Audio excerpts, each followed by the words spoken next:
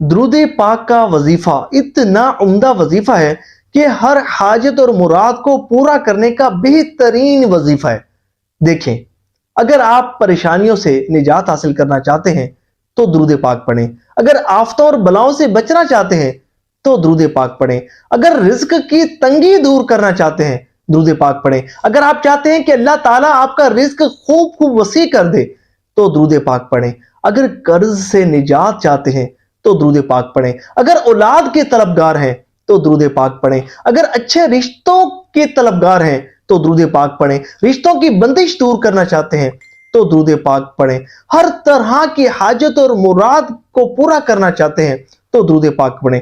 حضور نبی پاک علیہ السلام کی توجہ حاصل کرنا چاہتے ہیں تو درود پاک پڑھیں۔ حضور کا قرب خاص حاصل کرنا چاہتے ہیں تو درود پاک پڑھیں۔ حضور کی توجہ حاصل کرنا چاہتے ہیں تو درود پاک پڑھیں۔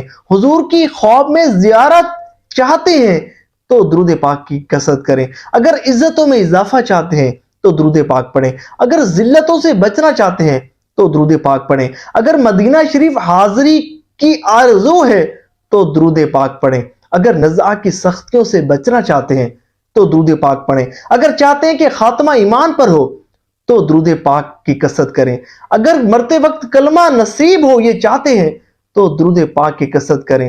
اگر چاہتے ہیں کہ نزاع کے عالم میں حضور کی زیارت نصیب ہو اور ایسی زیارت نصیب ہو کہ حضور گویا کہ اپنے رحمت برے ہاتھوں سے قبر میں اتار رہے ہیں تو درود پاک پڑھیں۔ اگر آپ چاہتے ہیں کہ آپ کی قبر نور مصطفیٰ سے جگمگا اٹھے تو درود پاک پڑھیں۔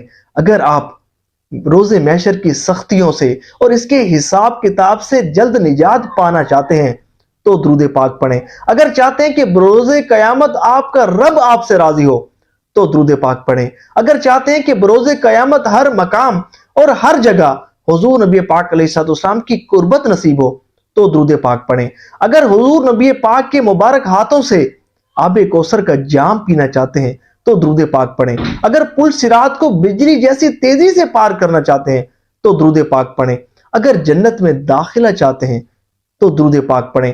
حضور کے پیچھے پیچھے جنت میں جانا چاہتے ہیں تو درود پاک پڑھیں۔ اور یہیں تک بس نہیں بلکہ جنت میں حضور کے قبو مبارک میں جگہ پانا چاہتے ہیں تو درود پاک پڑھیں۔